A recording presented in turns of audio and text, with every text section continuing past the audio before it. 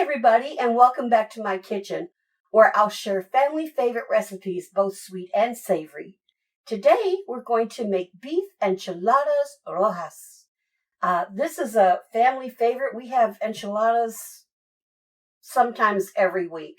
I make it two ways. One, I can make it with a gravy where you have like a bechamel sauce. You start out with your cream gravy, and then you add your spices. But I decided to go ahead and use the authentic recipe with chilies.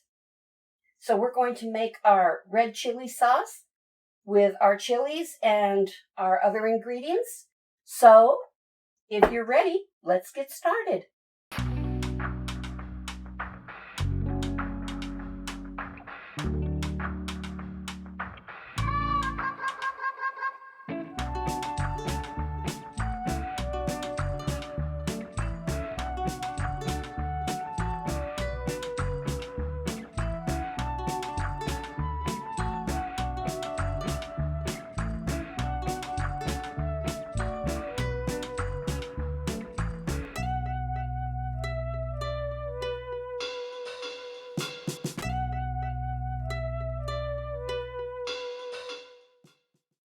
Before we get started, I want to demonstrate to you how I clean my chilies. I have some chilies that are really hot. I believe it's called chilies Diablo. I've got some people with sensitive stomachs, so I may or may not use this. I make sure that when I get my chilies ready to get rid of all the seeds and the things that are in here. You have to reconstitute these with water too. Now, if you're sensitive to the heat of the chilies, like your fingers, then be sure and wash your hands really well after handling your chilies. I like to get rid of all the seeds because, like I said, I do have some family members that have sensitive stomachs, but they love the enchiladas so much that they, let me go, see that vein? I'm getting rid of it. Alright, so once that's depotted, here's another one. And I don't just shake the seeds out because I want to make sure that I get the seeds and the veins. So if you want to leave the seeds and the veins in, you can. And if you want to add your chilies Diablo, that would make it really spicy as well. It just depends. If you have children that like enchiladas, they may not appreciate all that heat, so you might want to just leave that out. Alrighty, and as you can see, I'm getting rid of the veins as well. Okay, so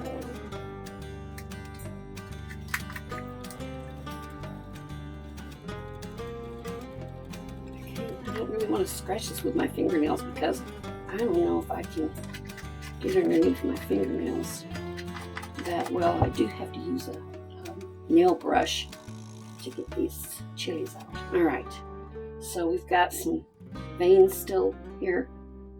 See, just get rid of that. And here's some seeds. Now I'm not going to worry about that too much because we are going to strain the sauce. I've already washed off my tomatoes. I've already washed off my onion. And I've went ahead and washed these, but for demonstration purposes on how to depot your chilies, I'm going to rinse these two off as well. So I'll be right back. I'm going to go to the sink and rinse our chilies. All right. I might not put those in. All right. So I'm going to grab a pot.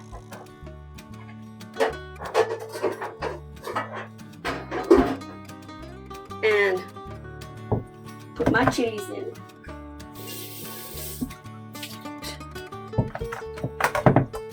Put in my rinsed chilies. Okay. And yeah, I got a few seeds in there. I'm going to put in my tomatoes. And cut this off. My tomatoes. and make sure the hair's out of that, and put in my onion. So I'm going to cover this up with cold water, and I'm going to bring this to a boil. I'm going to remove it from the heat and let it set for 10 minutes, and then I'm going to blend this sauce in my blender. I don't know, I might throw a couple of these in. All right, let me fill this up with water.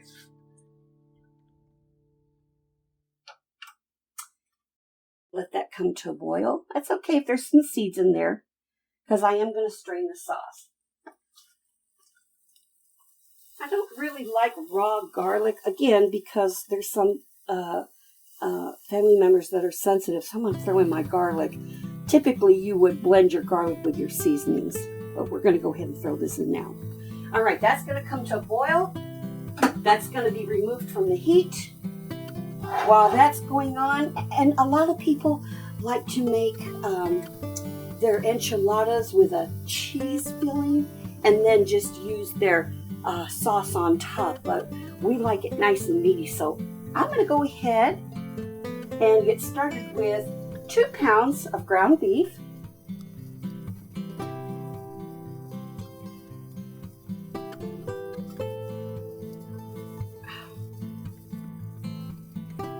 I'm just going to kind of break it up with my fingers a little bit, and before I touch my stove knob, wash my hands. Okay, so I'm going to turn this on, and now you can season your meat any way you want to. I don't make it overly seasoned because I like to put a little bit of this enchilada sauce in with the meat before I wrap my enchiladas. But I do like MSG. I think that, and you can find it in the store as accent. I put a little bit of MSG on it to wake up the flavor. That was about 1/8 of a teaspoon. I'm going to put 1/4 of a teaspoon of salt.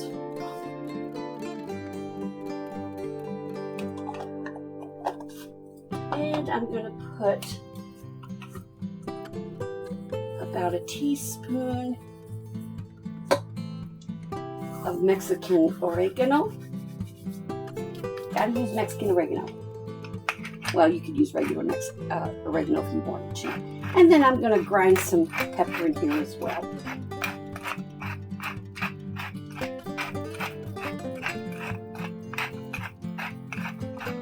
Okay.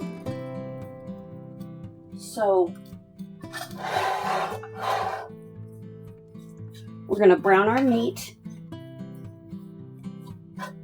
Make sure that all of the pink is out of it.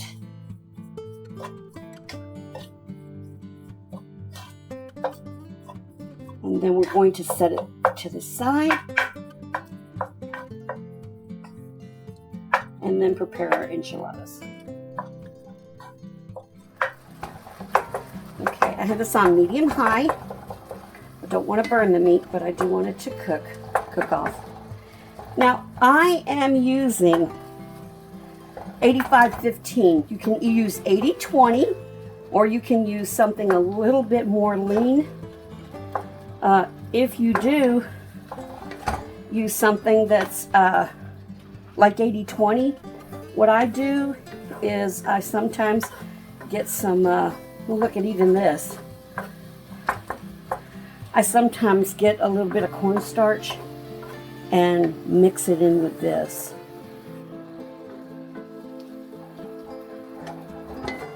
Okay. But we can drain it. We can drain the excess fat off. But fat is flavor, so there's that. I will have to drain this actually because I want to mix a little bit of the enchilada sauce in it to give just a little bit of flavor. And I need the meat to cool down so we can stuff our enchiladas. To be honest with you, you would think, oh, that's a lot of work, but actually this is really a quick dinner. Truly.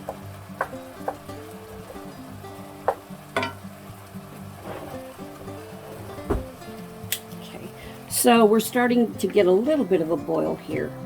Now the reason why you don't want this to boil is because you don't want your chilies to turn bitter.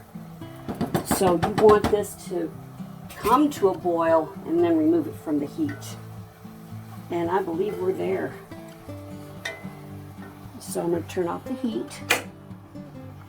And I'm going to set my pot over here to cool. And I think our meat is ready to drain. Okay, so I have my workstation ready. I've got my beef. And it's still cooling.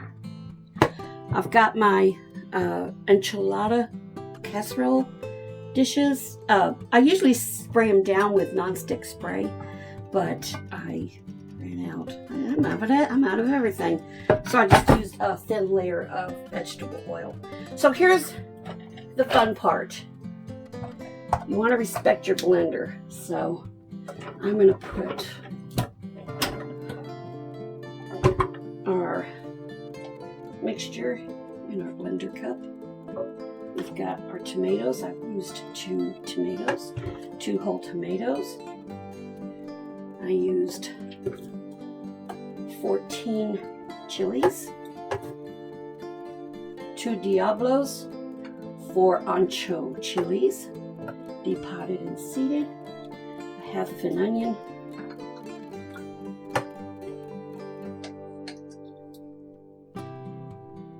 and we're going to blend this up. Get all this goodness. Depending how your blender is, if it's a really professional, powerful blender, you may not need to strain it. I like to strain mine because I don't like the pulp in it. And also, I've got some, there's my garlic. I have some broth in here, some of the enchilada broth, or the chili broth, I should say. Get my garlic in there. And I don't want to use that. Instead, I want to use, there's my garlic. Okay. I'm going to reserve this though, just in case I need it. But I want to use a 1.5 cups of beef broth. So we're going to measure out 1.5 cups.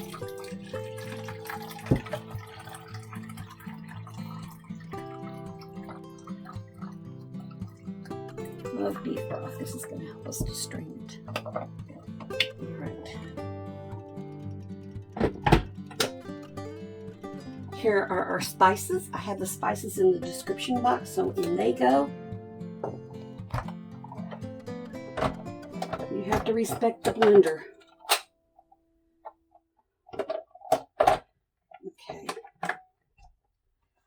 So with my blender, turn on the power and go. Okay, so I'm gonna add about 1 cup of my broth in. Lock it and continue to blend.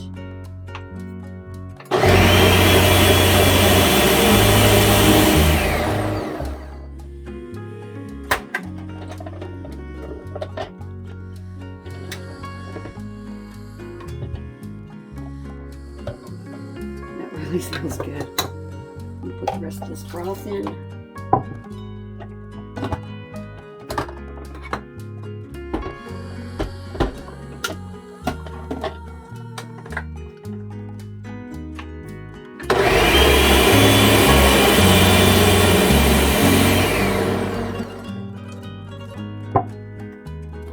Okay, so I do want to use a little extra broth just in case.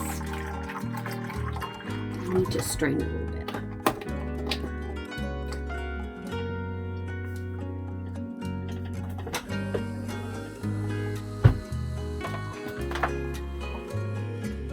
So I'm going to turn my burner on medium-low and get a little bit of oil in here. You can use lard, you can use shortening, you can use vegetable oil. I'm using grapeseed oil. You want to use a neutral oil. And we're going to strain this.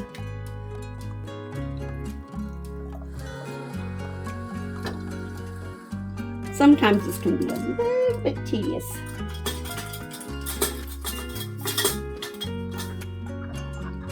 I think our blender did really good though. And I'll show you why you want to strain it. Some people prefer not to, but I like to strain it. This is what we're going to dip our tortillas in. And this is what we're going to top our enchiladas with when we go to bake them.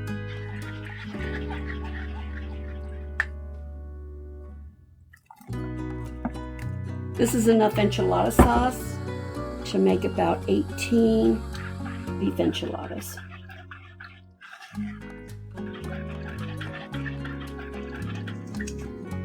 This beef broth is probably, after it's all said and done, about 2 cups. See how it's straining really, really well. See, a lot of this pulp will be strained out. Like I said, I don't like a lot of pulp from the chilies. Turn up the heat a little bit. And as I said, you can always use the broth that you cooked your chilies, onion, and garlic in if you don't want to use the beef broth. I use the beef broth because my family likes it.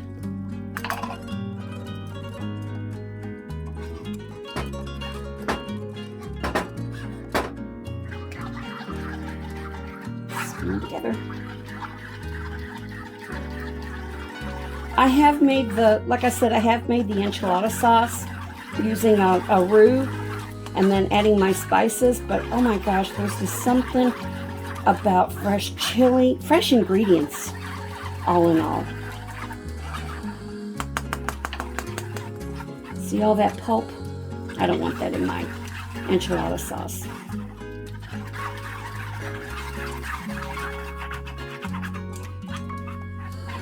But I do want to make sure that I strain enough out of it to have enough sauce for my enchiladas. My beef enchiladas rojas, or enchilada, or red enchiladas. I have a feeling that's about as good as it's going to get.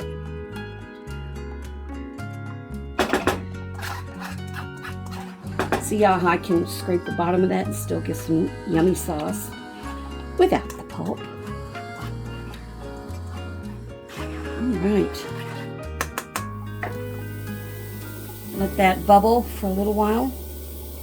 Probably for about 7 or 8 minutes, and let it cool down, and I'm going to show you what the next step is. Now I do want to add some of this delicious enchilada sauce.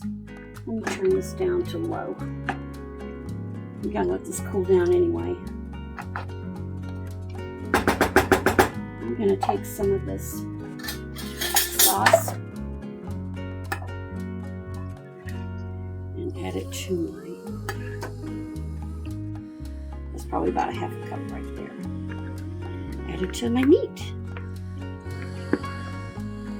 Get flavor. Alright guys.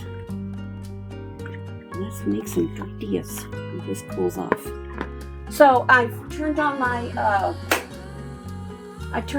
heat to like high, medium high, and I'm going to soften up our corn tortillas. I have a neighborhood fiesta, and these were made fresh today. Now all I want to do is if you try to stuff your enchiladas, it's gonna break. Okay, see, it's already starting to crack. So we're gonna soften these up so they're easy to roll. But we don't want to make them so soft that they're going to disintegrate. You just want to wait until they bubble up. You don't even have to flip them over, and you don't want to make them hard because that's a tostada. I have this on medium high.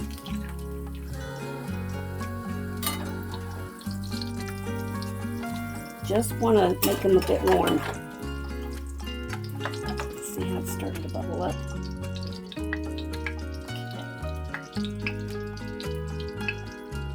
So put that in there.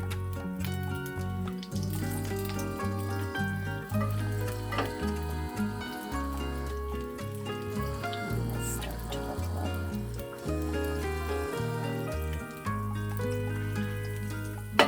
I'm just trying to make them pliable so they don't crack. But again, we don't want to make them so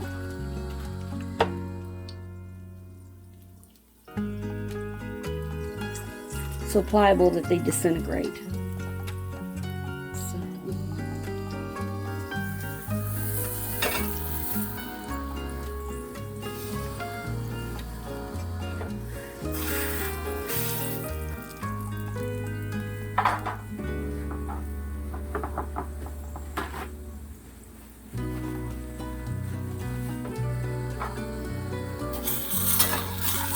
Nice.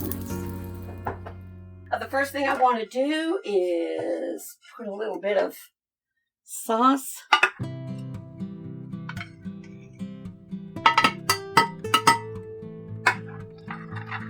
We don't want our tortillas to stick to our pan.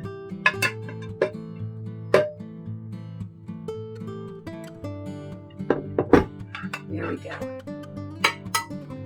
And I'm going to pour some sauce in this bowl or pie plate, and I'm going to start dipping. All right. I am going to put a little bit of cheese in our beef. If you want to, I mean, we've got onion flavor, but if you wanted to add like some diced onion, you can. And we'll put this over here. All right, so I just go ahead and dip one side.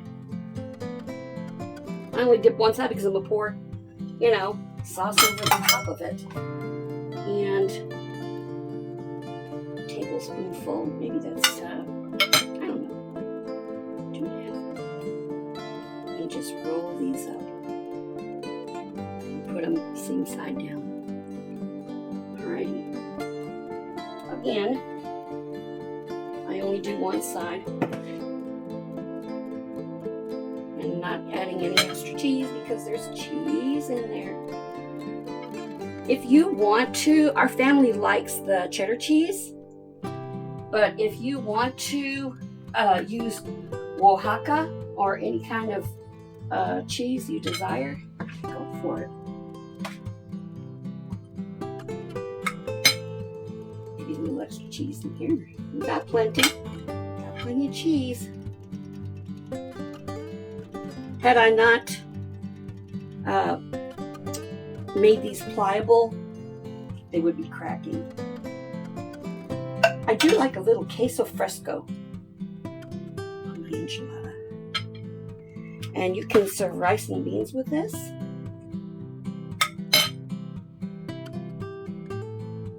Okay, so I'm going to take our Enchiladas Rojas and top these enchiladas. You know what I like about this enchilada sauce better than the kind that you make with a roux? It has, it's dark. So dark to me means flavor. So it's going to have a lot of flavor.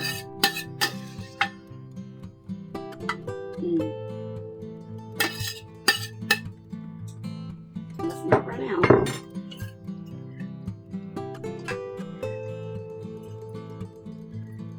Lots of chili sauce. Yum, yum.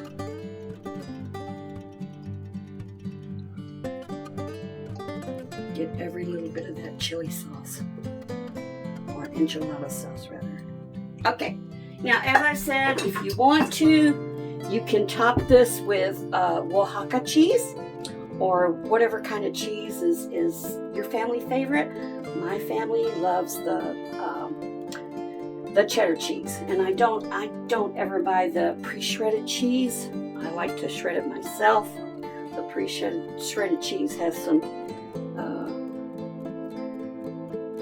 cornstarch in it. I'd rather have just pure and natural. Oh my gosh, look at that. Sometimes I put too much cheese on it. We'll see. Time will tell. Hey, I got enough cheese grated for tacos next week. Woohoo! Alright. Now I don't have to cover these. I can just put them in my oven. I've got it at 375 and I'm going to keep it in there until the cheese melts and then out it comes. So I'll probably see you in about 10 minutes.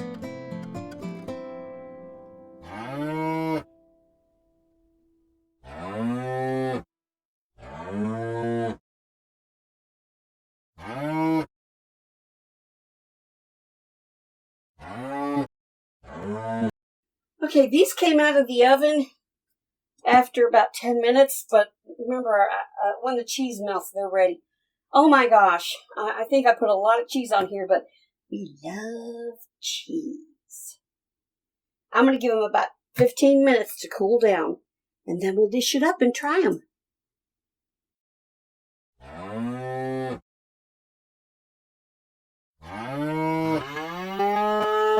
Okay, everybody, let's see how these turned out. Lots of cheese. Wow. That one's going to hang on. Maybe I ought to let it. Now, you can serve this with sour cream or Mexican sour cream. Or I've got a little bit of queso fresco I'm just going to put on top of it.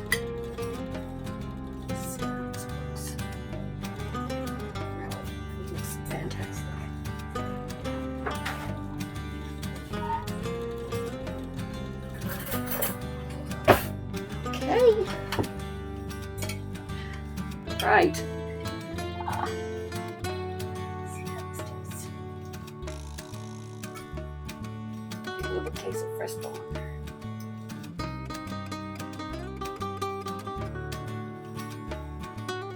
Beef enchiladas.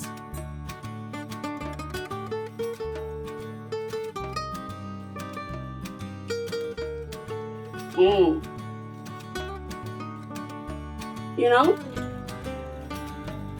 with the chilies Diablo, I took the seeds out of it. With that, it's really not all that. You can taste some spice, but not a lot to make you uncomfortable. I don't like eating food that makes me uncomfortable. I want to enjoy it. You'll love this recipe. I'm gonna try another bite.